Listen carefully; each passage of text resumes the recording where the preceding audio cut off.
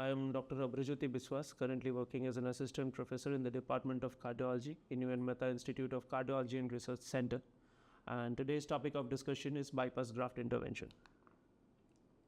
So talking about the present status of CABG, the efficacy of CABG has been enhanced by the use of arterial grafts, of pump techniques, minimally invasive surgical procedures, and use of newer antiplatelet agents and lipid-lowering therapy.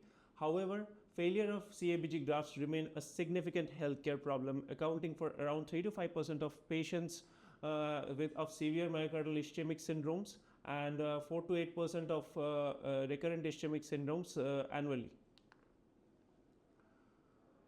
The most common cause is saphenous venous graft with attrition rates up to 40% during the first year.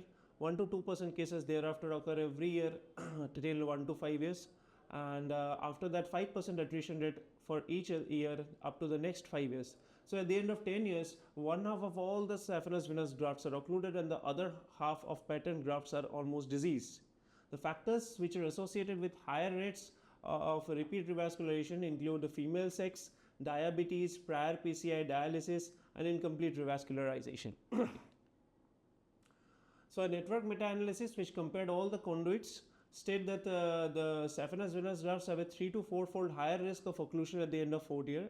In fact, as we see in the table, the late patency rates after 10 years is only 50 to 60% for saphenous venous grafts, whereas in comparison, the arterial grafts have a patency of around 85 to 95%. So mechanisms underlying graft failure are multiple. There are several factors including biological factors like acute thrombosis, new intimal hyperplasia, and atherosclerosis, technical factors like graft harvesting techniques, and target vessel factors like stenosis of the native vessel, target vessel diameter, extensive calcification, etc. So this diagram represents the causes of graft failure. In the early stages, it is the endothelial injury which results in endothelial dysfunction, and this triggers inflammation and platelet activation, which coupled with vasoconstriction lead to thrombosis.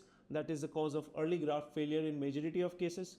Over a duration of time, such continued inflammation and platelet activation ultimately causes new intimal proliferation and hyperplasia, which produces a local oxidative stress, and coupled with the systemic risk factors like smoking, age, diabetes, this ultimately leads to neoangiogenesis and atherosclerotic plaque formation, which causes left graft failure. So the characteristics of the atherosclerotic plaques in the vein grafts are somewhat different from the native vessels, which as a result of which the management therapy also varies in both of them. So it is usually characterized by a concentric and diffuse pattern of atherosclerosis with increased amount of foam cells, cholesterol crystals, blood elements, and necrotic debris with less amount of fibrocollagenous tissue and calcification. The plaques are more softer and friable. They are larger than those observed in native coronary arteries, and frequently they have a very thin fibrous cap and are associated with thrombus formation.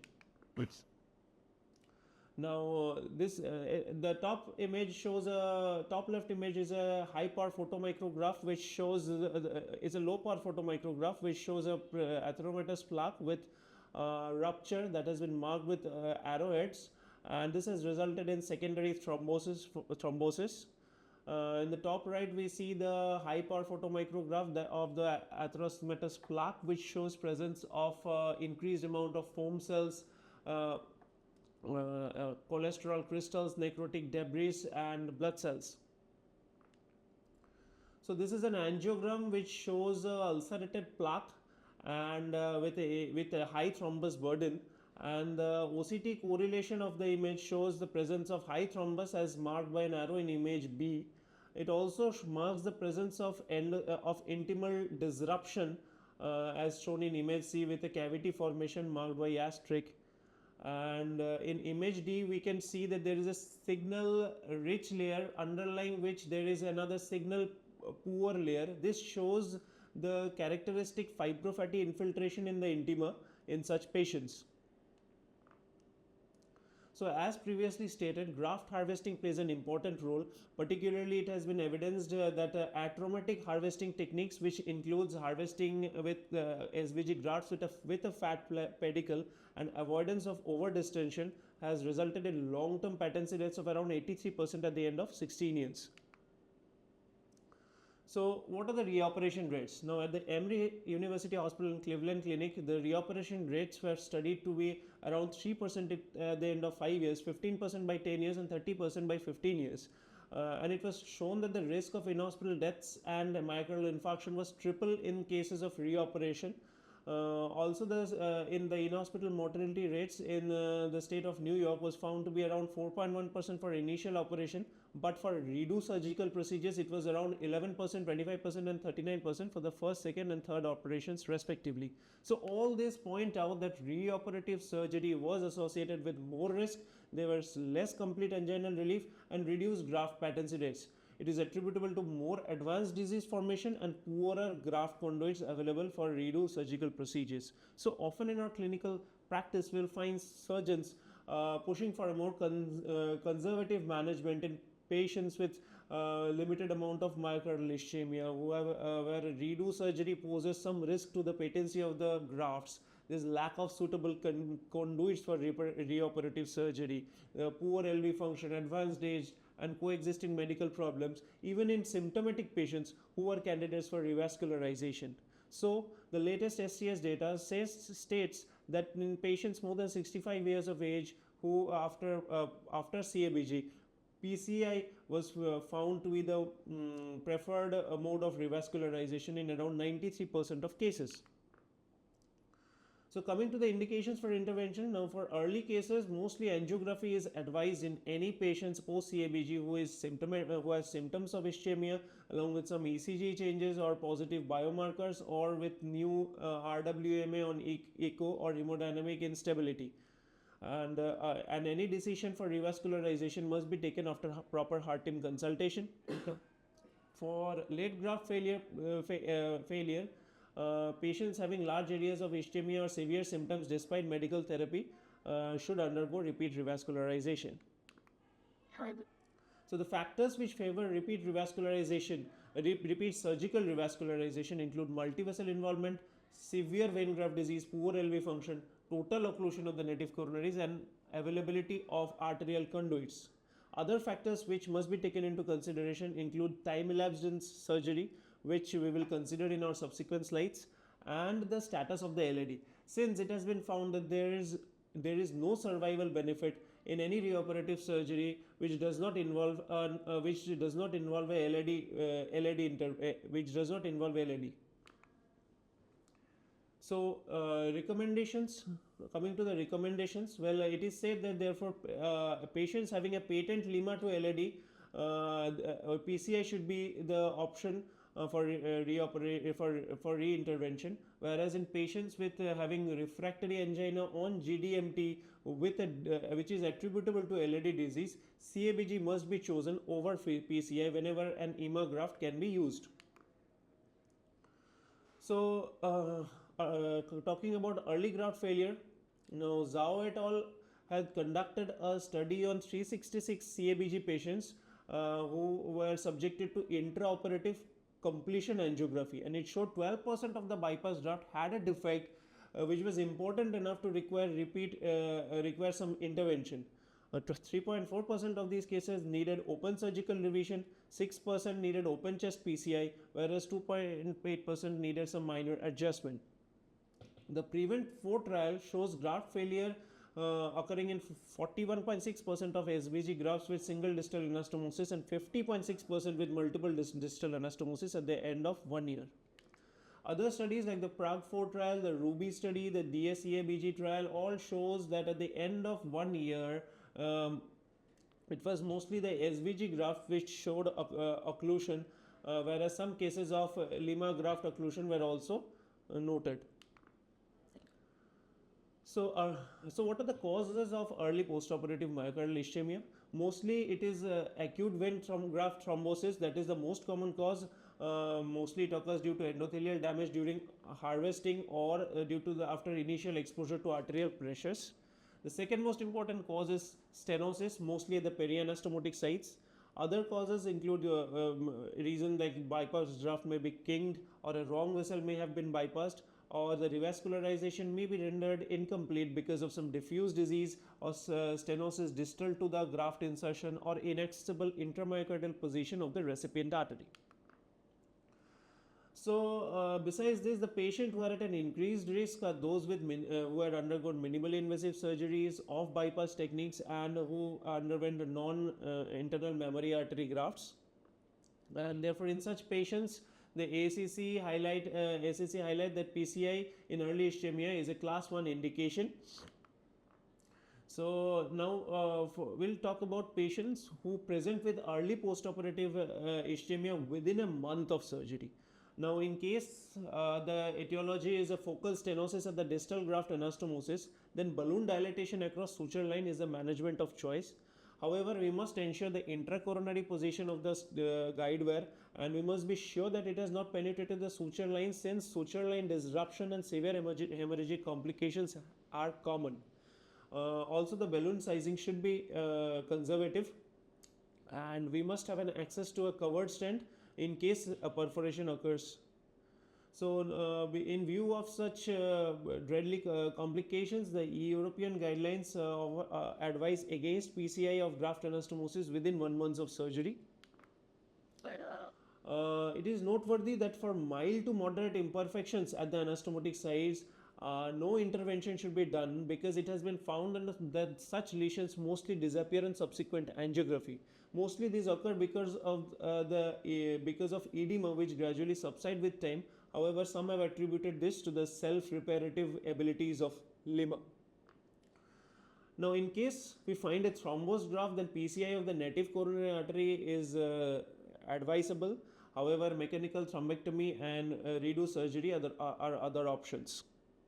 It is noteworthy that thrombolytic agents or GP2B3A inhibitors should not be used in this early postoperative period, as they carry high risk of bleeding. So, for patients presenting with ischemia after 1 to 12 months of the surgery, mostly these are the perianastomotic stenosis that cause the trouble. It may be a proximal anastomotic lesion or a distal anastomotic lesion, or thirdly, it may be a lesion involving the body of the vein graft. So, for distal anastomotic lesion, balloon angioplasty shows good long-term patency rates of about 80 to 90% with little morbidity. For stenotic lesions involving mid SVG, mostly it is the neoantimal hyperplasia which has started, and so they can be treated with balloon angioplasty with or without stenting. Such patients have risk of distal embolization and 50% risk of recurrence. Also, the risk of procedural graft perforation have been noted. For proximal artery stenosis, stents, directional atherectomy, and excimal lesion angioplasty all have been tried with excellent initial results, but there is significant rate of restenosis. This is a good example which shows venous distal anastomotic lesion of the saphenous venous graft to LAD 3 months after surgery. However, after balloon dilatation, we can see that good result has been achieved. And interestingly, even 12 years after surgery, a redo angiography revealed patency of the distal anastomotic site.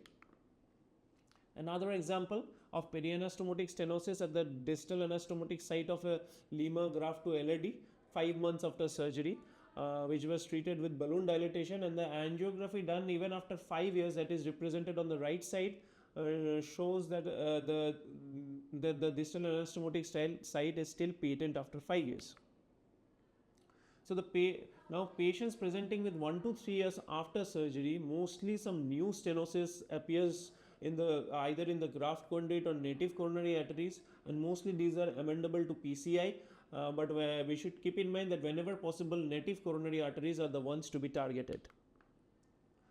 3 years after surgery, mostly patients present with unstable ischemic symptoms and atherosclerotic lesions by this time appear in venous grafts with increased frequency. Or in one study, around 70% of the lesions were located in the SVG grafts. And for managing this patient, well, stent placement has been compared with balloon dilatation in the SVG, and the long-term results have been disappointing even with use of drug-eluting stents in SVG. So, the guidelines state that if PCI of a disease native coronary artery is feasible, then it is a native coronary artery that should be intervened. And in case of a total SVG occlusion, the graft intervention should better be avoided.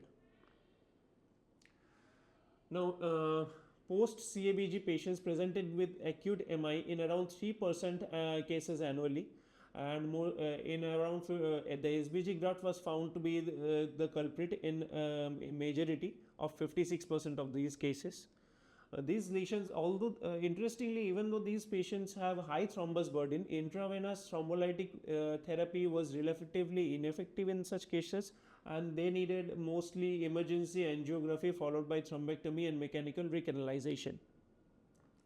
Now, the NCDR registry reports that such patients, post CABG patients presenting with MI, are usually older, they have more complex lesion, they have low likelihood of a door to balloon time of less than 90 minutes, they have more comorbidities and higher mortality rate both at 30 days and 1 year. A study by Brody and colleagues showed that the patients who underwent SVG PCI after STEMI in CABG were more sick, they had lower rates of TME3 blood flow, they are higher in hospital mortality rates and worse outcomes at the end of 10 years. Similarly, the Mayo Clinic study showed that the 30-day mortality with SVG PCI graft was significantly higher than the native vessel PCI. And to conclude, we would like to say that both acute and long-term results of PCI in SVG graft for STEMI was inferior to those of native vessel PCI, and therefore the ACC-AHA places it in a class 2 indication for PCCA to vein graft during after an acute MI in a post CABG patient. Therefore, PCI of the for PCI of bypass graft, native artery should be considered over PCI of the graft, and whenever for redo CABG, the internal mammary artery graft should be the graft of choice. Now, discussing a few of the technical strategies. Firstly, it is the preparation of the angiographer which is the key to success. It involves thorough review of the surgical reports and review of any prior angiogram, both pre and post CABG angiograms or CT coronary angios available. The site of access, preferably femoral site, is chosen for as a mode of access. However, in recent times, radial artery access has gained popularity, with left radial artery, mostly Barottelli-Cosi catheter is used for Lima hooking, while for right radial artery, Simmons catheter is used. It should be noted that early conversion to femoral access should be considered in case of any trouble with radial access. Is an image which shows that all the grafts have been hooked with Simmons catheter successfully, and below is an image of the Bartolelli-Cosi catheter used for hooking Lima from left radial axis. So, coming to selection of guide catheter, now the coaxial alignment and adequate backup support is a key to success. The size, usually the 7 French catheters are favored because they are easy to accommodate the larger balloon stents and embolic protection devices, and not to mention that in case of any emergency, a covered stent can easily be introduced through a 7 French catheter. So the choice of catheter depends on the takeoff anatomy of the graft. As is shown in the images, for type A, for the image A, we will prefer a multi-purpose, while for image B, mostly multi-purpose or Judkins right should be used, and for C and D types, mostly hockey-stick catheters or Amplatz left catheters will be needed. Other technical considerations. Now, balloons and stents sizing, we should be careful not to oversize them because there is because of the risk of graft perforation. Another important issue is when longer grafts or grafts encircling the hearts are seen. Now we need longer balloon catheters for addressing such lesions. Usually 155 centimeter long balloon catheters, or alternately we can use shorter guides like 80 to 90 centimeter guides. Alternately, such guide catheter, the longer guide catheters can be shortened in our cath manually.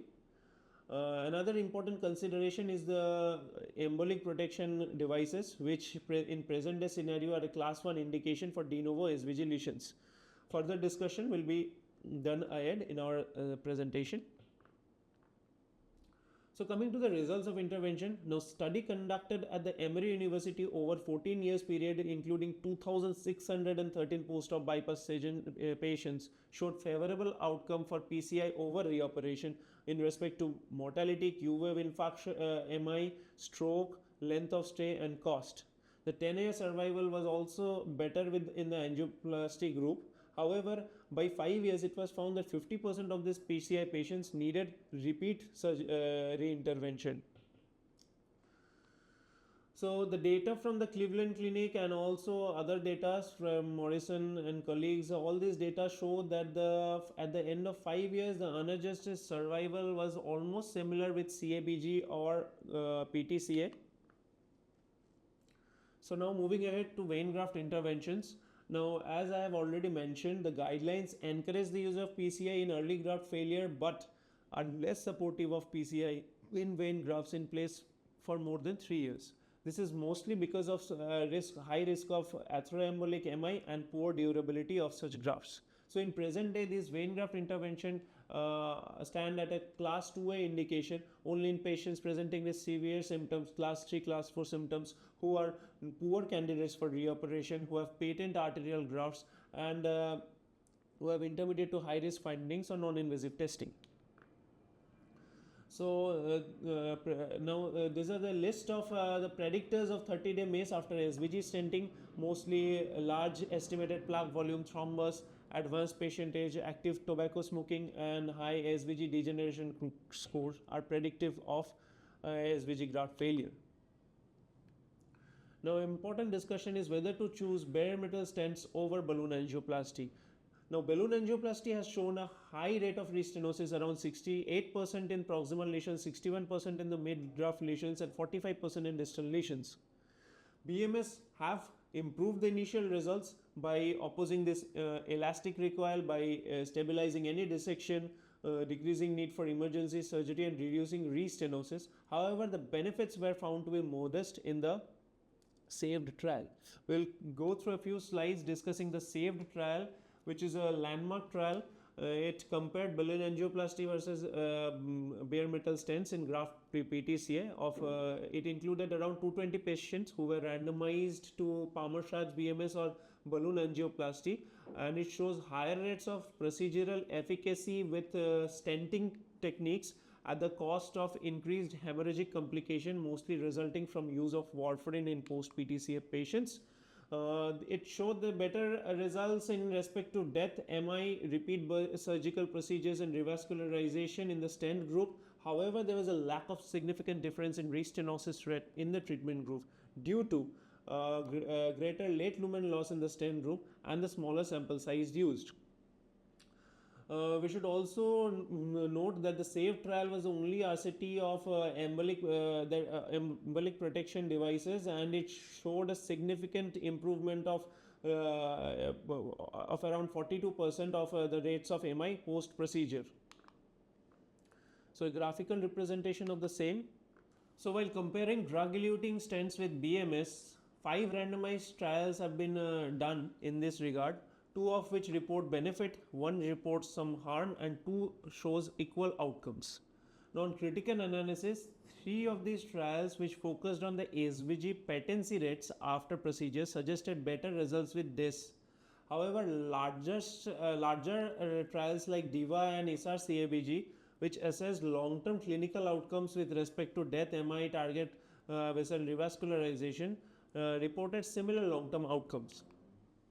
So this is the result of the ISAR CABG trial, which shows that the DES and BMS had insignificant differences in between.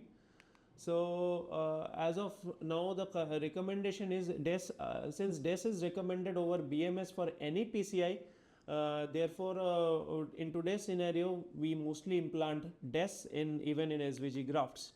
So coming to the topic of embolic protection, a study by Coulong and colleagues showed that CPK-MB elevation, which indicated periprocedural MI, was a most powerful predictor of late mortality.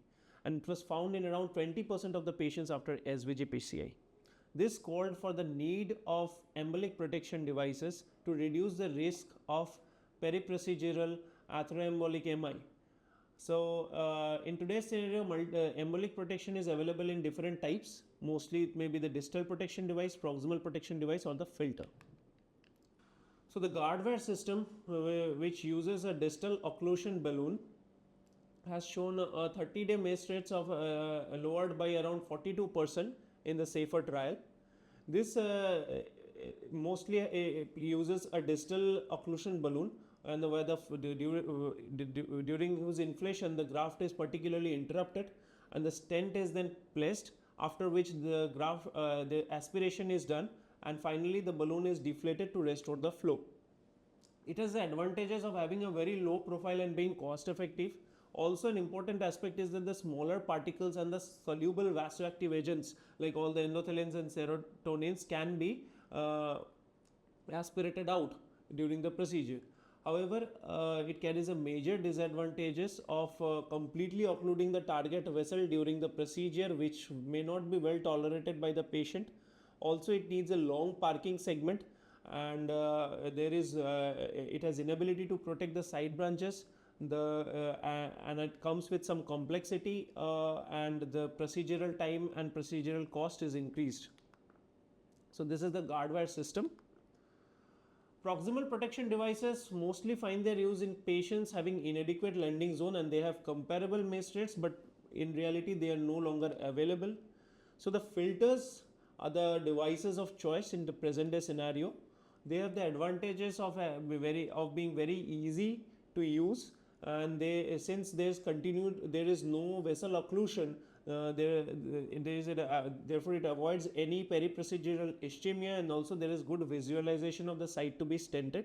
However, it has a disadvantages of being bulky. Many a times it will not cross the lesion, and therefore we need to predilate the lesion, which can cause periprocedural MI by embolization. Also, particles which are smaller than 100 micron pore size or soluble agents cannot be captured by this device. This requires a long segment for parking, and also there are scenarios when the entire filter may be overwhelmed, and this will result in significant diminution of antegrade flow, resulting in no reflow phenomena. In such scenarios, we have to aspirate the stagnant dye column proximal to the filter, and then the filter has to be removed, and in case further interventional work is required, we have to replace with a new filter. So these are the different filters which are available today: the AngioGuard, AccuNet, the Spider, the FilterWare, and the Interceptor. Many of these find their use in carotid interventions. For graft PTCA, mostly the FilterWare, which is a polyurethane filter basket with a landing zone of around 25 to 30 mm is used. Alternatively, the Spider, which uses a nitinol mesh filter but has a longer landing segment, may also be used. Now, in spite of halving the MACE rates, it was found that the uptake of filter, the frequency of use of filter, was only 21.2%, and also few of the operators reported difficulty in retrieving the filter, particularly in ostial SVG lesions. In fact, one of the studies show that EPDs which were used in high-risk patients were usually associated with similar clinical outcome in the multivariate analysis. Now, on further critical analysis, we find that patient selection, current management strategies, and more effective pharmacotherapy, all of these may be contributing to such results. We'll address each of these separately. So, first talking about the patient selection. Well, in today's scenario, there are situations where embolic protections may be expected to have little impact, which include like little plaque volume, or patients with ISR where mostly neointimal hyperplasia is the pathology, and in patients presenting less than 3 years after CABG. In the newer management strategies, we have newer insight like using direct stenting and slide stent undersizing and use of longer stents, which improve the outcome. Then comes the adjunctive pharmacotherapy.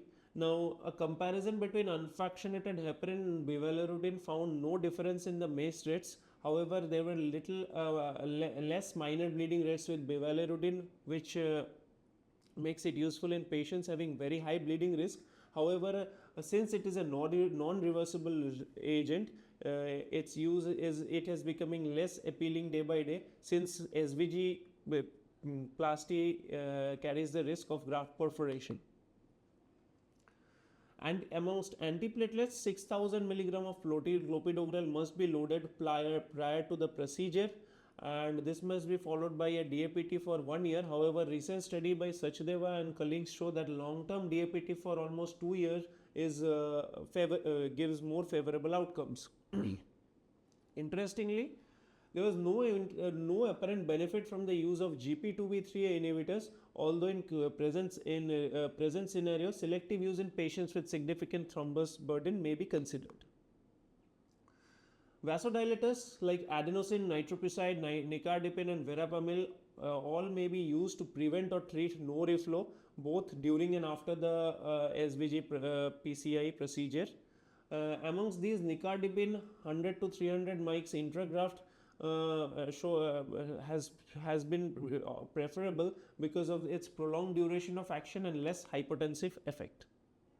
Coming to ISR in SVG grafts. Now, treatment of ISR is actually safer than treatment of de novo lesion because there is less chance of slow flow or no reflow, lower rates of periprocedural MI, and reduction in the rates of dissection. In this regard, therefore, we also don't need embolic protection device, since mostly it is a neointimal hyperplasia which is the underlying pathology in these conditions.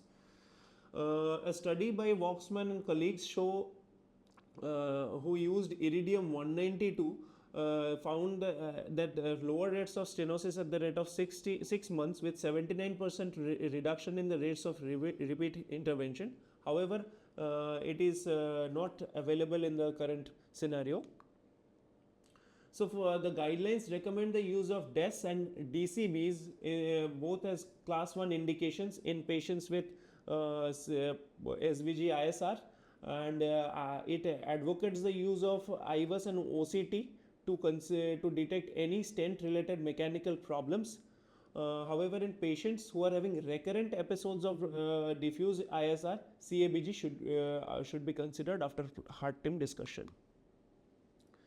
For patients presenting with total occlusion of SVG, reintervention of such SVG graft is a extremely challenging procedure and should not be considered.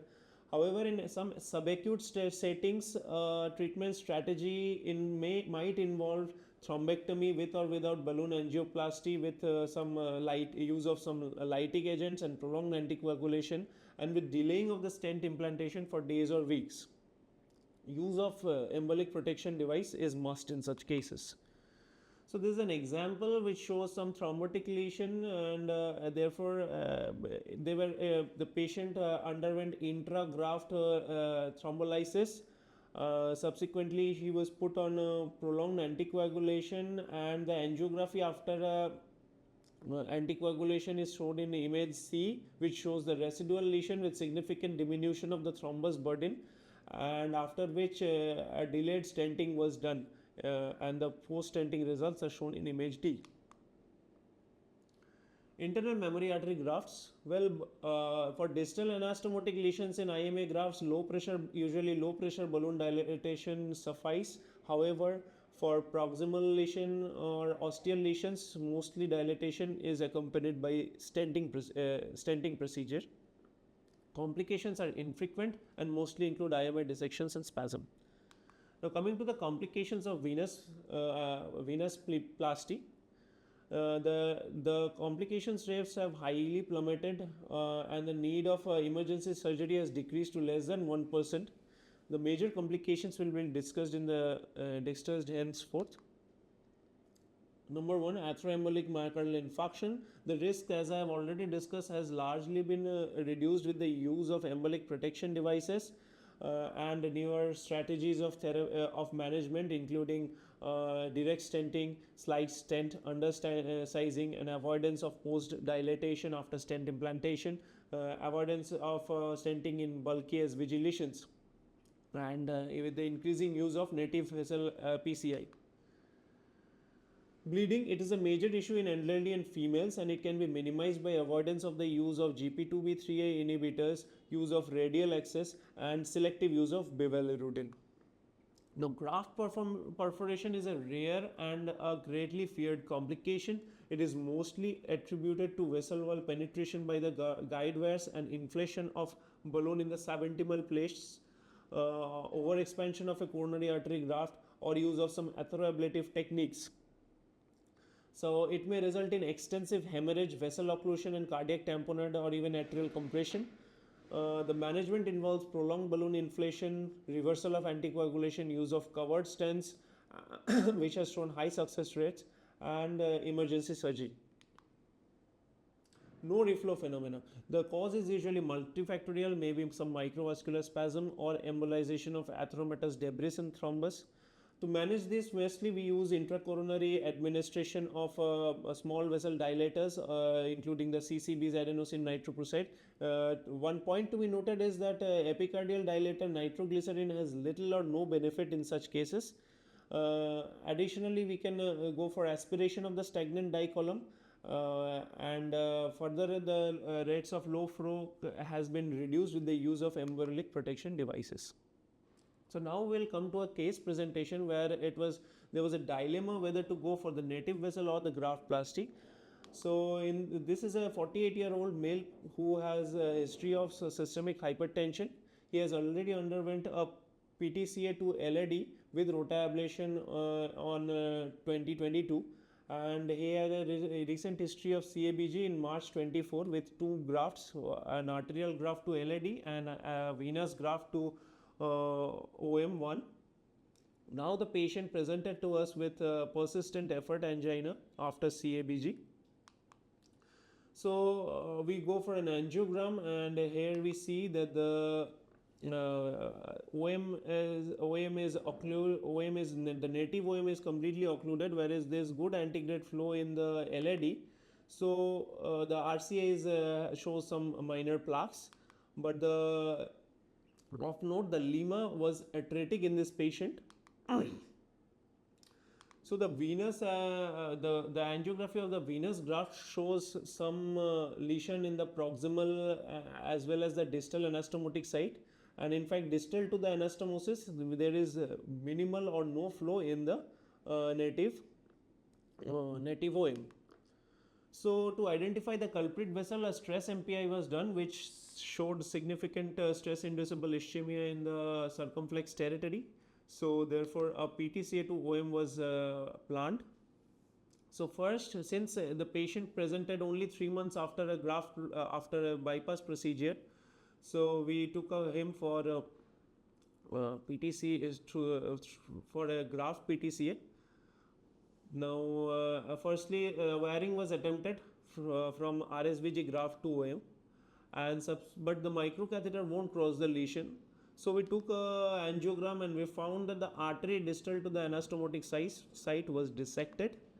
This so we took out the wire, and we took another pilot wire, and we this time the microcatheter successfully crossed the lesion, but the angiogram still now revealed dissection distal to the lesion site.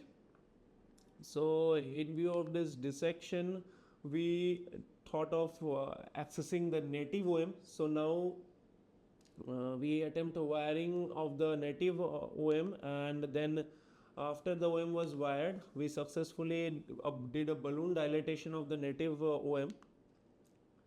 But even after that, there was no antegrade flow in the native OM, and the flow from the RSVG graft to the OM shows a dissection in the native OM distal to anastomosis.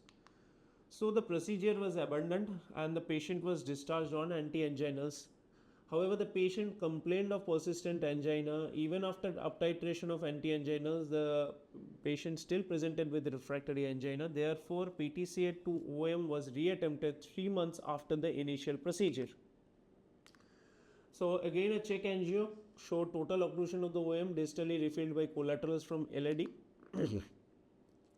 We did a wire. This time we approached from the native vessel, directly from the native vessel. So we did a successful wiring of the OM, and after this, that a balloon dilatation of the entire OM was done. But again, this time we find that there was minimal antegrade flow in the native OM with no distal flow achieved after balloon dilatation. So we were afraid that we were in a false lumen, so we took some injections by the microcatheter which confirmed our position in the true lumen. So since there was no flow in the native graft, therefore native vessel, therefore we did RS. We attempt this time again. We reverted to our initial choice of venous plasty, and from the venous angiogram revealed that the flow, there was a good antegrade flow distal to the graft with some stenosis at the distal anastomotic site.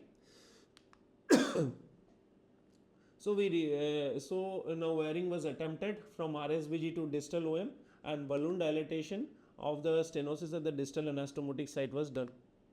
Also, we did a balloon dilatation at the ostium, which had some lesion, and this is the post-foci angiogram, which shows that the distal anastomotic site has been successfully dilated, although there is some residual stenosis at the ostium. So therefore, in view of this residual stenosis, a 3.5 into 23 stent was deployed in the osteoproximal RSVG graft, and this is the final angiogram, which shows good result with no residual stenosis both at the proximal and the distal anastomotic sites. So a few take-home message. One is firstly, repeat revascularization is indicated in patients with large area of ischemia or severe symptoms despite medical therapy. Before jumping to any conclusion about surgery or PTCA, heart team consultation is must. For redo surgery, arterial grafts should be the first choice, and in patients presenting with late term or long term SVG PCI, they are mostly the procedure may be complicated with atheroembolic MIs, and hence embolic protection strategies must be adopted in such patients. And finally, whenever possible, PCI of the native artery should be preferred over a PCI of the graft. Thank you.